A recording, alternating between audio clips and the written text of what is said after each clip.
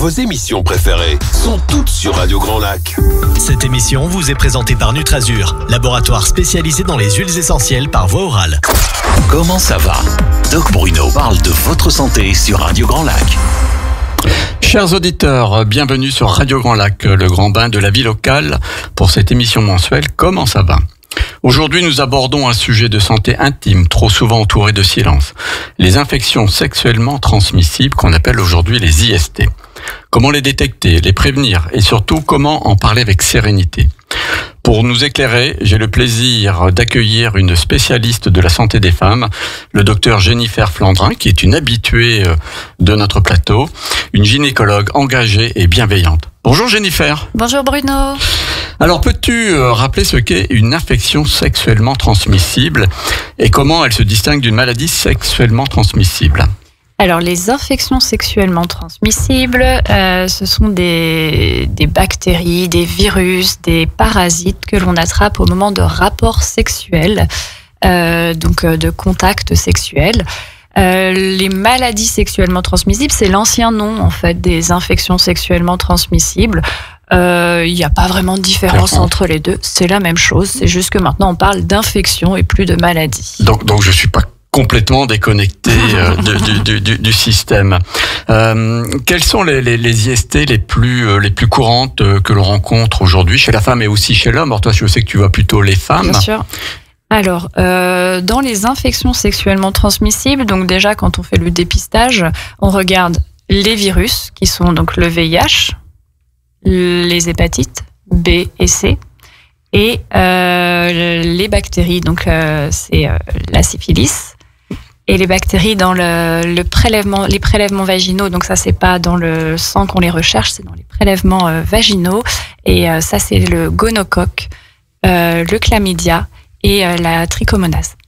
On pourrait penser au XXIe siècle que ces maladies comme le chlamydia, comme la syphilis, avec les règles d'hygiène, que ça a disparu et que c'était au Moyen Âge et qu'on devrait plus être concerné par ces pathologies.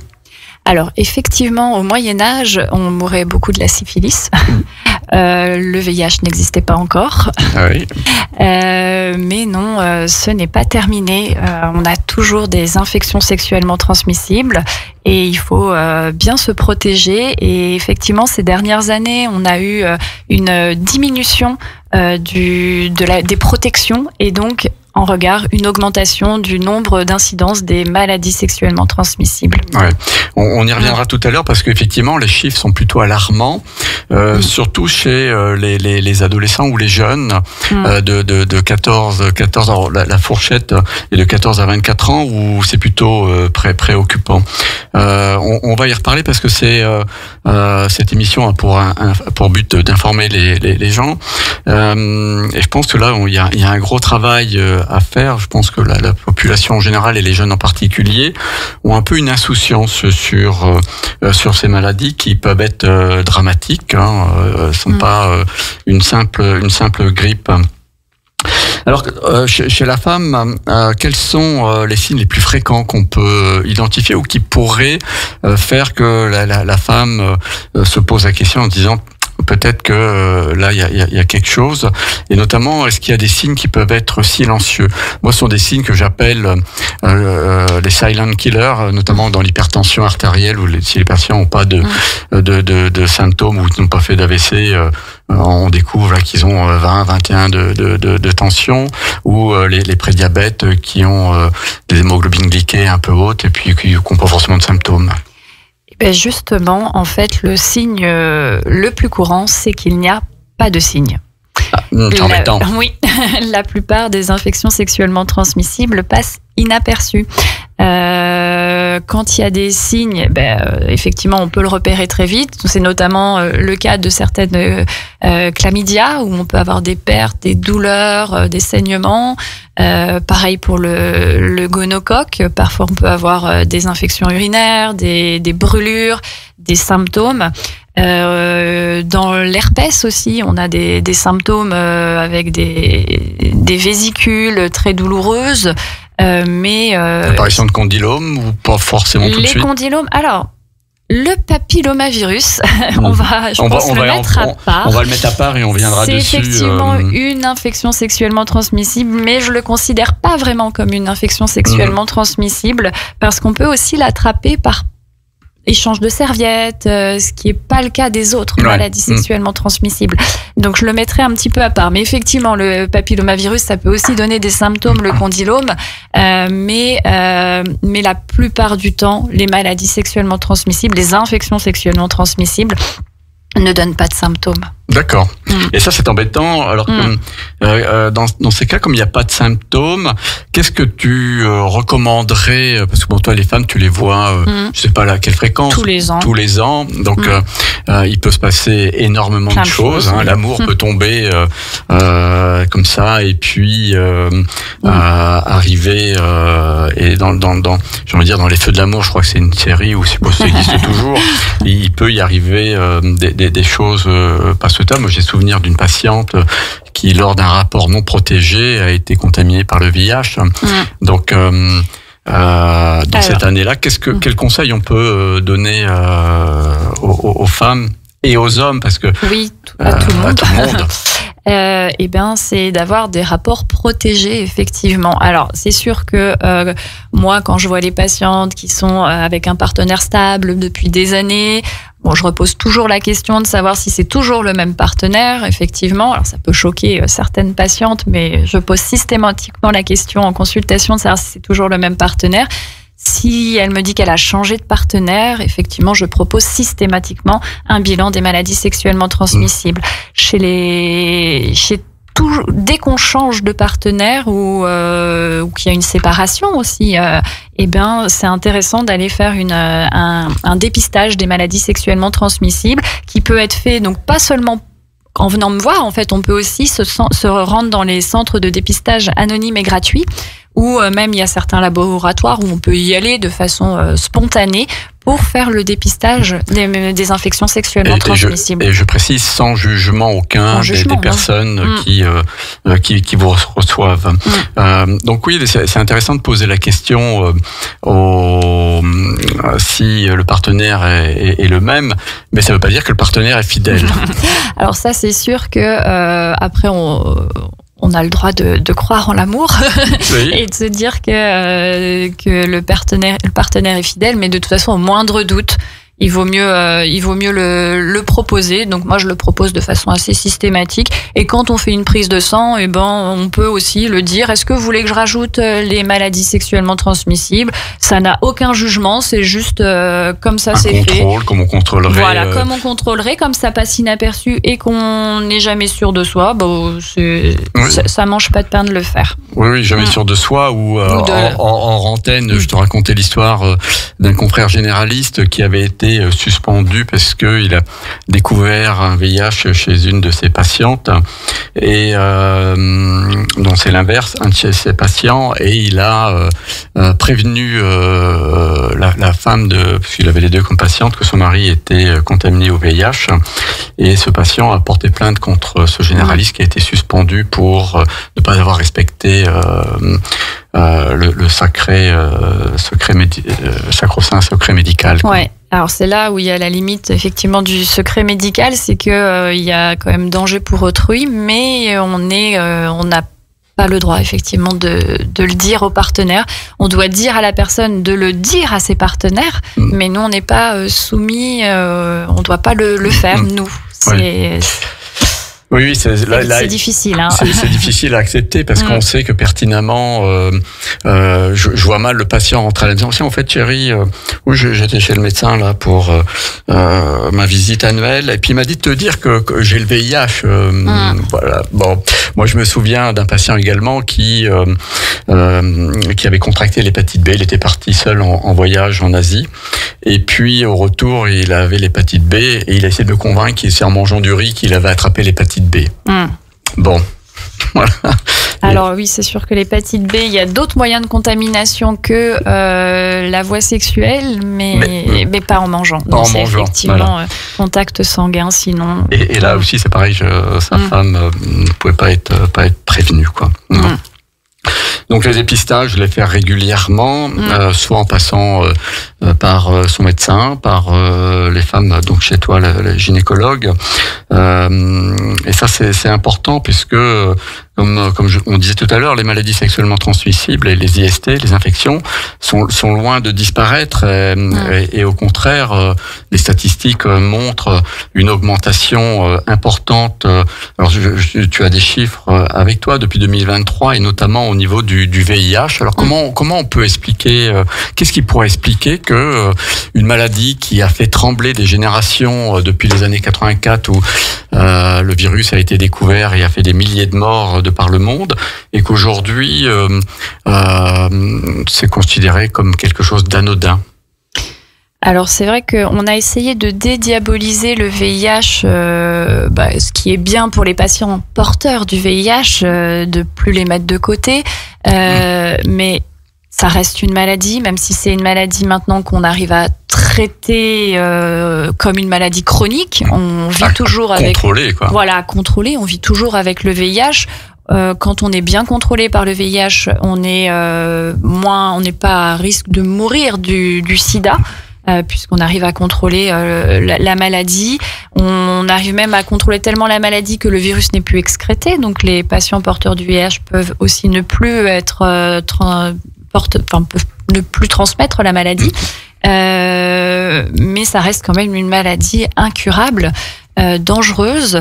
Et il faut bien le rappeler aux jeunes qui, ça, l'ont un peu oublié. Et le préservatif, effectivement, a été un petit peu délaissé bien souvent par les jeunes qui ne voyaient plus le danger de ces maladies sexuellement transmissibles. Il y a eu aussi... on a délaissé un petit peu le préservatif dans certaines populations parce qu'il y a des systèmes de prévention autres. Par exemple, la PrEP, qui est un traitement qu'on donne avant une exposition potentielle au VIH ou après une exposition potentielle au VIH pour prévenir et éviter les infections par le VIH. C'est quand même des traitements lourds, hein, c'est pas anodin.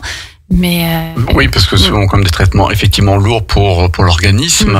Et quand même, je pense qu'il y a eu effectivement beaucoup de campagnes d'incitation à utiliser les préservatifs. Et là, j'ai la sensation que peut-être un peu moins, et que les jeunes sont peut-être plus insouciants et n'ont pas, fort heureusement, n'ont pas connu les angoisses qu'ont pu connaître les ados des années 80.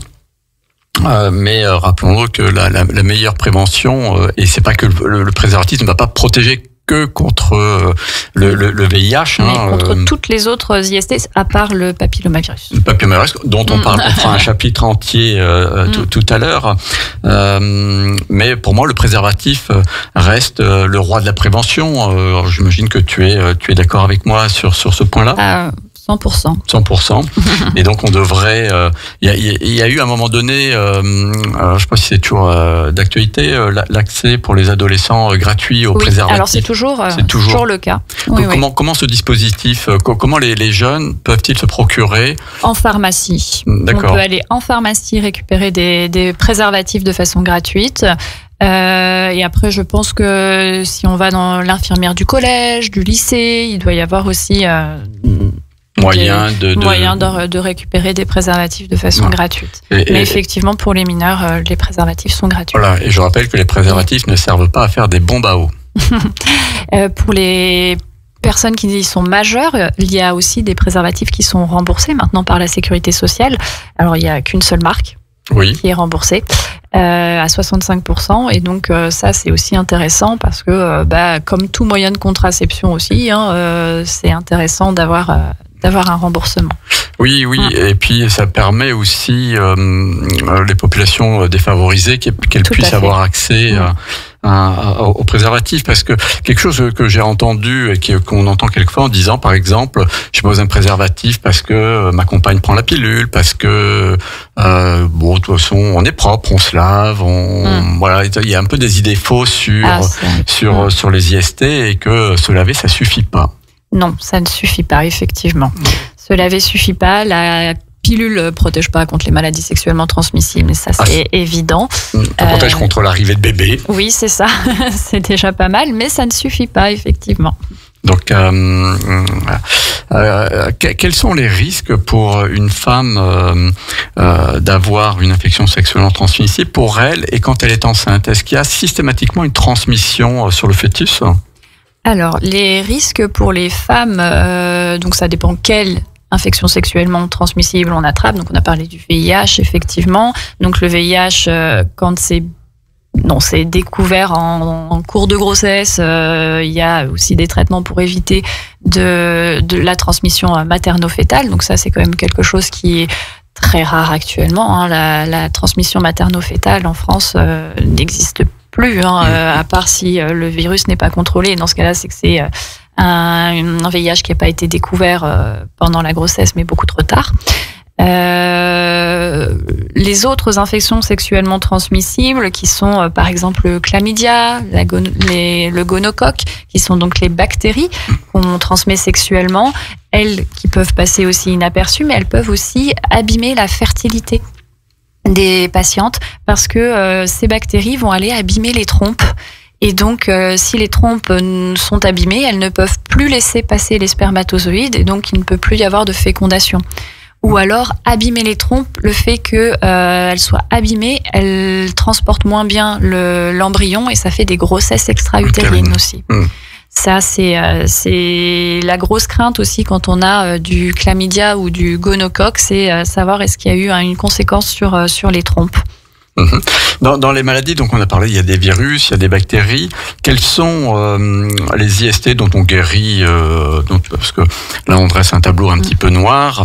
Quelles sont celles dont on guérit, celles dont on ne guérit pas? Donc on a vu le VIH dont on ne guérit pas, le virus est sous contrôle et on fait les traitements actuels qui sont plutôt lourds en termes de conséquences aussi sur des effets secondaires sur la santé. Mais le virus ne se développe plus et est contrôlé. Et pour les autres. Alors du coup pour les virus, pour les hépatites, donc on peut guérir ou ne pas guérir, ça dépend des organismes. Il y a des organismes qui vont fabriquer les anticorps pour guérir, et puis d'autres qui vont se chroniciser et devenir des maladies chroniques comme le VIH effectivement, avec des risques sur le foie, des risques de cancer du foie. Dans les bactéries, donc on a parlé du chlamydia, du gonocoque, qui sont des bactéries qui guérissent. Donc ça, on peut guérir de ces infections sexuellement transmissibles avec des antibiotiques. Ensuite, on a la syphilis. La syphilis qui peut aussi être guérie par des antibiotiques. Alors, à savoir qu'il y a plusieurs sortes de syphilis primaire, secondaire. Oui, tout dépend le stade et les organes touchés. Exactement. Après, il peut y avoir des conséquences, quand même, des infections. Oui, neurologiques, entre autres. Notamment dans la syphilis, les conséquences neurologiques ou cardiaques. Et puis, dans les infections chlamydia, gonocoque, on peut guérir, mais avoir des conséquences sur les trompes, c'est ce que je disais. Et la trichomonas, donc ça, on guérit également aussi avec des antibiotiques. Donc la prévention reste l'axe numéro 1 et savoir que l'on peut les traiter, c'est quand même quelque chose qui peut rassurer les populations, mais surtout soyez vigilants sur la contamination. Oui, c'est pas parce qu'on guérit qu'on n'a pas de conséquences. Ah oui, complètement. Oui, c'est ce qu'il faut rappeler aux auditeurs, parce qu'on parlait un petit peu pour la syphilis, la localisation de la bactérie, mais il peut y avoir des dégradations au niveau de l'organisme et quelquefois des dégradations qui sont irrécupérables et malheureusement incurables. Voilà. Donc peut-être que la meilleure prévention est l'abstinence et Non. Non, nous n'irons pas jusque-là. Non, ça doit rester. Les rapports intimes doivent rester des moments de plaisir. Et on peut tout à fait avoir des relations en étant protégé. Parce que quelquefois, j'ai régulièrement entendu au sein de ma consultation des gens qui disaient c'est pas confortable, c'est pas agréable, le préservatif, je veux pas faire l'amour sous cellophane. Voilà, et ça, c'est des choses qui sont que je sais pas si tu les entends dans ta consultation. Alors, mais je trouve de moins en moins quand même. Ah mince, je vieillis, moi. Ouais. Je pense que une fois qu'on rappelle un petit peu les risques, je pense que les gens comprennent que c'est quand même important d'utiliser des préservatifs et On disait qu'on a une petite baisse de préservatifs chez les jeunes, mais il y a une population où il y a plus d'utilisation de préservatifs, c'est chez les personnes qui ne veulent plus utiliser la pilule. Donc elles ont bien intégré aussi que le fait de plus utiliser de moyens de contraception, je repasse au préservatif. Et donc du coup, là, de toute façon, c'est le seul moyen que j'ai trouvé, donc il n'y a pas le choix. Oui, et puis les préservatifs ont aussi beaucoup évolué en ces dernières décennies. Il y en a du sans latex. Voilà, sans latex pour les allergiques, et puis avec des matières qui font pas la sens plus confortable et qui vont pas irriter. Voilà, après, tout à chacun de trouver chaussure à son pied en termes de préservatifs. On va continuer cette émission, mais avant tout, je vous propose une pause musicale sur Radio Grand Lac, et nous retrouvons après cette pause avec Jennifer pour continuer à parler des infections sexuellement transmissibles, et nous aurons un chapitre particulier pour le papillomavirus. Radio Grand Lac, la radio de l'identité locale, au cœur de votre quotidien, sur le 92.1 et en DAB. Cette émission vous est présentée par Nutrazur, laboratoire spécialisé dans les huiles essentielles par voie orale. Comment ça va? Doc Bruno parle de votre santé sur Radio Grand Lac. Eh bien, après cette pause musicale bien à propos sur l'amour, nous revoici avec le docteur Jennifer Flandrin, gynécologue, pour parler des maladies sexuellement transmissibles.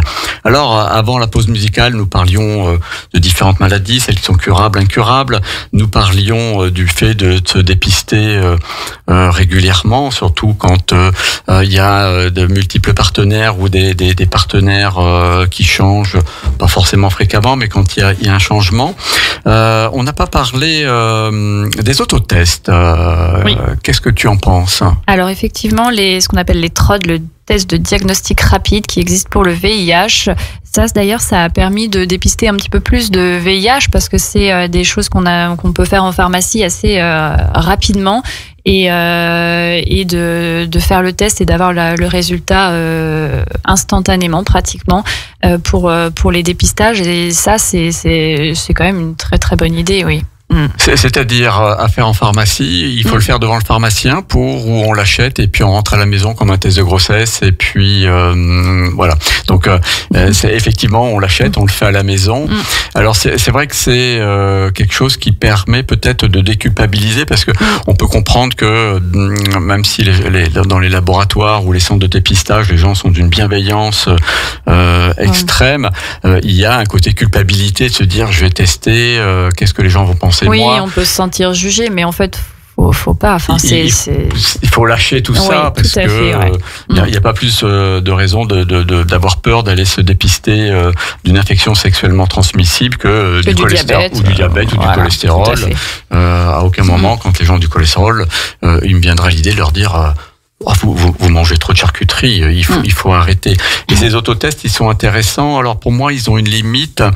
Si l'autotest est positif, oui. Voilà. Après, il faut savoir vers qui se tourner et puis oser aussi, effectivement, parce qu'il y a de nouveau la honte ou la culpabilité ou la peur d'être jugé. Mais après, ils ont une sensibilité et puis. Les faux positifs existent, donc il faut de toute façon aller faire un vrai test en laboratoire. Et ne surtout pas avoir honte, et puis éventuellement se tourner vers des associations aussi, qui sont là qui sont aidants, je pense notamment aux ados, puisque théoriquement un adulte normalement constitué intellectuellement, s'il fait un test, il est positif, à se dire là il faut que je prenne le taureau par les cornes et que je fasse ce qu'il faut pour ma santé, parce que un test VIH positif, le risque, s'il n'est pas pris en charge... C'est ça, surtout qu'actuellement, on ne meurt plus du sida. Voilà, donc c'est quand même quelque chose d'intéressant, mais c'est vrai que cet autotest, en France, puisque des pays défavorisés, ou même certains départements d'outre-mer... Oui, d'ailleurs, là où il y a beaucoup de VIH, sont énormes. Et d'ailleurs, hors antenne, tu me disais que, alors tu étais shifté un petit peu daté, mais que certaines maladies, comme la syphilis, avaient augmenté de 59%, les gonocoques de 60%. Donc, qui montrait un vrai relâchement à un moment des moyens de prévention et de protection, ouais. Notamment les personnes qui voyagent et puis dans des pays où l'on propose des massages avec un petit surplus, un petit supplément. Voilà. C'est pas le supplément chantilly, mais c'est le supplément. Oh, Bruno sort du studio là. Mais dédramatisons le sujet. On va parler d'une maladie quand même importante, le papillomavirus. Mais avant, un aspect qu'on évoque un petit peu, qui est sous-jacent tout à l'heure, sur la culpabilité, sur le fait d'oser, l'aspect psychologique et relationnel. Alors, quel impact psychologique quand tu découvres une femme avec un test, un bilan qui est positif? Comment généralement les femmes réagissent et comment toi, en tant que médecin gynécologue, tu annonces le test? J'imagine que pour l'avoir fait, que c'est pas confortable et que ça reste pas confortable. Alors oui, annoncer des mauvaises nouvelles, peu importe laquelle, que ce soit un cancer ou une maladie sexuellement transmissible, c'est jamais une bonne chose parce qu'on endosse le mauvais rôle. On endosse le rôle de celui qui annonce, même si nous on n'y est pas pour rien. On y est pour rien, effectivement, mais et puis pour nous aussi, c'est jamais facile parce que du coup, faut prendre son téléphone, faut pas envoyer de lettres, faut prendre le téléphone. Il y a un SMS en disant Madame. Vous avez une IST? Non. Donc du coup, faut expliquer. Donc ça demande beaucoup de questions. Effectivement, alors ça dépend dans quelle position est la patiente. Si effectivement c'est une patiente qui a eu des partenaires multiples, qui ne s'était pas protégée, bon. En gros, il n'y avait pas vraiment de surprise, il y a des risques. Si c'est une patiente qui est dans une relation stable, là, ça devient tout de suite plus compliqué d'expliquer qu'il y a effectivement une maladie sexuellement transmissible, qu'il faut prévenir ses partenaires et qu'éventuellement ils peuvent être porteurs, qu'il faut traiter bien les deux et puis retester les deux avant de nouveau avoir des rapports non protégés. Donc c'est jamais facile et c'est un stress forcément, c'est aussi de la honte, c'est ce qu'on disait, les maladies sexuellement transmissibles, tout ce qui touche à la sexualité est toujours un sujet un peu tabou. Oui, et pas que les maladies, la sexualité en général est tabou. Et c'est vrai que c'est étonnant que en 2025, ça reste un sujet tabou, même chez les jeunes. J'avais lu un article il n'y a pas très longtemps sur la difficulté des parents de parler sexualité avec leurs enfants et notamment d'aborder cet aspect protection, de ne pas faire n'importe quoi. En France, on a quand même normalement une obligation d'information des élèves au collège et au lycée. Il y a des interventions obligatoires pour justement discuter sexualité, prévention, etc. Et ça, c'est obligatoire dans tous par les la loi, établissements. dans tous les établissements. D'accord. Cette prévention est faite par un professionnel de santé ou? Alors, ça, c'est pas défini par la loi. Il faut qu'il y ait des actions de prévention qui soient soit par quelqu'un extérieur, soit par les professeurs de l'établissement, SVT, les choses qui touchent à la biologie, je pense. Oui, j'imagine que ça va être un cours un peu agité et où éventuellement les ados peuvent poser toutes leurs questions, effectivement. Parce que c'est un environnement, même si entre eux ça peut chahuter, mais je pense que entre faire le dur et puis. Mais c'est important qu'ils l'entendent, parce que s'ils l'entendent pas effectivement à la maison, parce que c'est compliqué de parler sexualité avec son ado, c'est intéressant qu'ils l'entendent à l'école. C'est difficile et parce que chez les ados, il y a les maladies sexuellement, les IST. Il faut que je me mette quand même à la page. Mais il y a aussi le risque de grossesse chez les jeunes et une grossesse chez une collégienne ou une lycéenne. C'est pas, c'est pas le meilleur moment pour avoir un enfant. Donc c'est tout ça qui est en prendre. Donc voilà, sur l'aspect psychologique, effectivement, il peut y avoir aussi la peur du rejet, parce que j'ai souvenir d'une patiente qui, sur une relation non protégée, a contracté le VIH et a été rejetée de sa famille. Alors oui, il y a certaines cultures effectivement où on bannit les gens infectés. Alors ça, c'est pour ça qu'on essaie de dédiaboliser aussi le VIH dans ces conditions, parce que c'est pas possible de bannir quelqu'un de sa famille quand il est il en a le plus besoin au final. C'est là où il a besoin de soutien et pas qu'on lui mette la tête sous l'eau. Mais une fois de plus, il y a des numéros d'appel, il y a des associations pour aider ces personnes qui se retrouvent un peu seules avec une IST.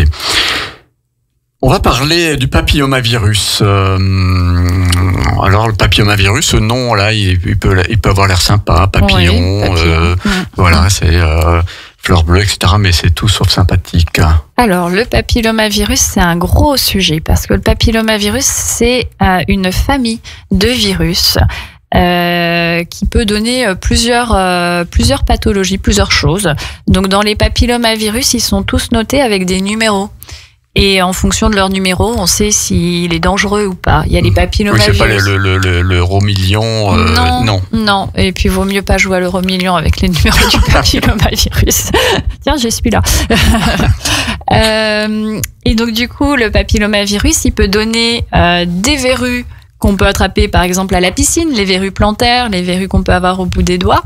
Ça, c'est le papillomavirus gentil, entre guillemets. Il ne va pas donner de cancer, celui-ci. On dit qu'il est non oncogène.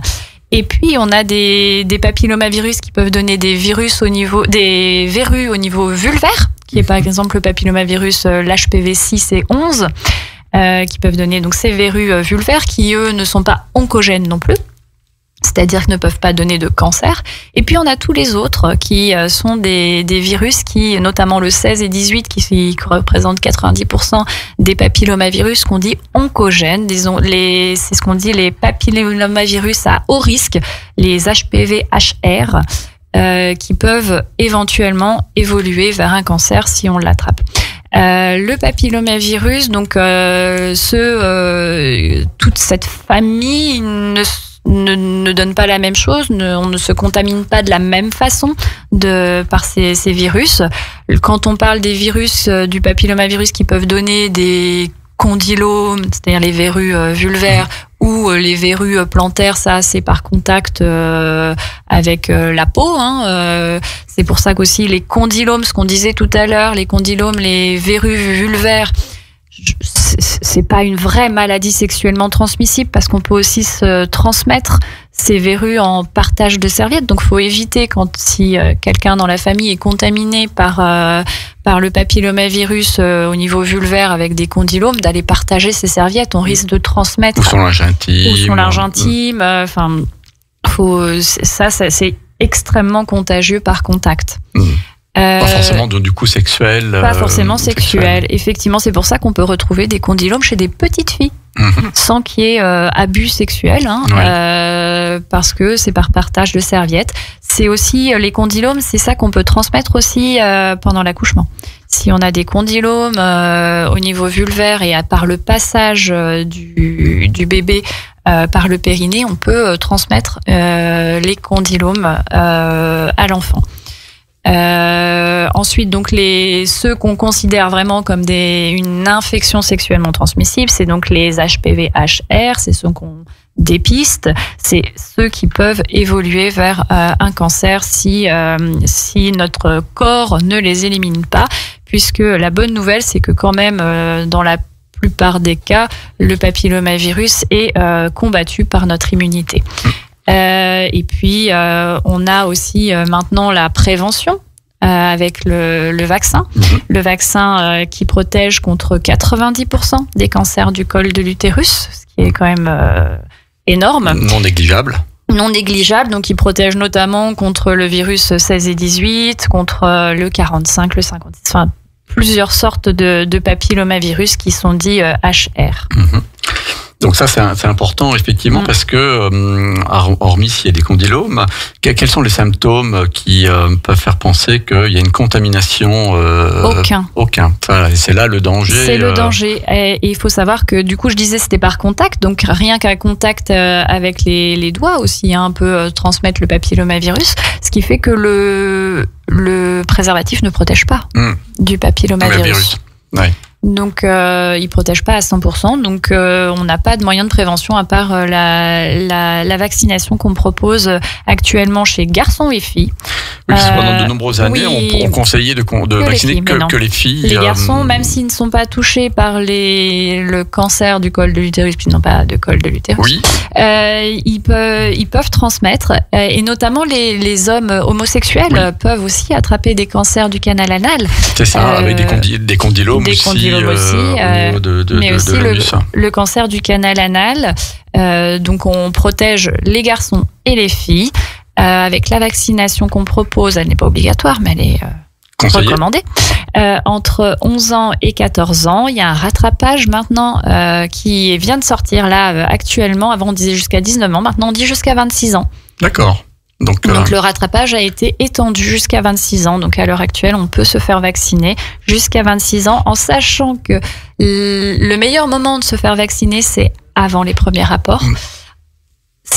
On peut se faire vacciner après les premiers rapports, mais on a plus de risques d'avoir déjà rencontré le papillomavirus, parce qu'il faut savoir que le papillomavirus oncogène, on va tous le rencontrer dans notre vie sexuelle. C'est ce que je disais, c'est que à la fin de sa vie sexuelle, une femme, elle a pratiquement 100% de chance d'avoir rencontré le papillomavirus. Et de ce fait-là, l'homme aussi. Et l'homme aussi, oui. Parce que c'est vrai qu'on a... Je parle des femmes, moi, effectivement. Parce que tu vois les femmes. Je vois les femmes. Moi, je voyais principalement les hommes, mais c'est vrai que dans toutes ces maladies, il faut pas oublier que l'homme est aussi un vecteur de contamination. Tout à fait. Pas forcément dans les IST, je pense aussi dans les candidoses, etc., où on peut s'évertuer à traiter une femme sur un candidat albicans, mais si on n'a pas traité l'homme, il faut tout traiter. On peut y passer du temps. Et dans les courbes de contamination, ce qu'on retrouve dans les études, la contamination se fait entre 20 ans et 30 ans pour 99% des femmes. D'accord. C'est entre 20 ans et 30 ans, on se contamine par le papillomavirus, et normalement, donc soit parce qu'on a eu la vaccination, soit parce que notre corps est bien fait,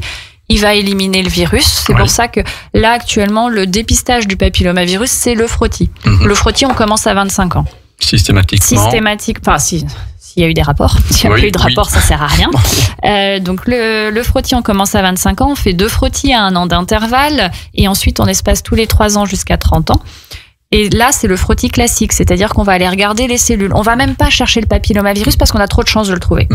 C'est à partir de 30 ans qu'on recherche le papillomavirus, parce qu'on se dit que normalement, si on se contamine entre 20 ans et 30 ans, à partir de 30 ans, on doit l'avoir éliminé. Sauf chez les personnes immunodéprimées. Sauf chez les personnes immunodéprimées. Mais là, c'est encore à part, parce que c'est un dépistage complètement différent. Chez les personnes immunodéprimées, on dépiste dès les premiers rapports et on fait tous les ans. Enfin, ça va peut-être changer, mais en tout cas, actuellement, c'est ça. Et donc, ce dépistage, il est très intéressant parce qu'effectivement, du coup, on dépiste les conséquences en grand du papillomavirus, parce que je vous ai dit, on va tous le rencontrer dans notre vie sexuelle et c'est pas grave de l'avoir attrapé. Ce qui est grave, ce qui nous importe, nous, ce qui est intéressant de savoir, c'est ceux qui ne vont pas l'éliminer, parce que c'est le virus. Un virus, pour survivre, il a besoin de cellules hôtes pour se répliquer, et il utilise du coup les cellules du col. Et les cellules du col, donc il s'en sert pour se multiplier. Normalement, l'immunité, quand elle est bien faite, elle va aller détruire les cellules hôtes et empêcher le virus de se répliquer.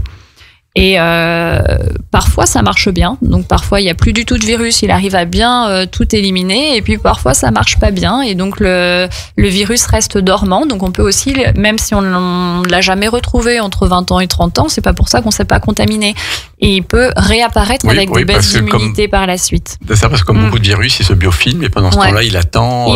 Il est indétectable, et donc c'est pour ça que j'ai des patientes à 40, 50 ans, on découvre du papillomavirus. Et donc là, forcément, on se pose la question, oui, mais comment je l'ai attrapé? J'ai toujours le même mari depuis 20 ans. Et là, effectivement, tout l'intérêt de leur expliquer que c'est probablement quelque chose qui était dormant, et que là, il n'y a pas de raison de s'inquiéter. C'est pas parce qu'elle est porteuse actuellement que son mari a forcément été infidèle. Tout à fait. Donc et de rappeler aussi que c'est pas forcément sexuel, c'est transmis par les rapports sexuels.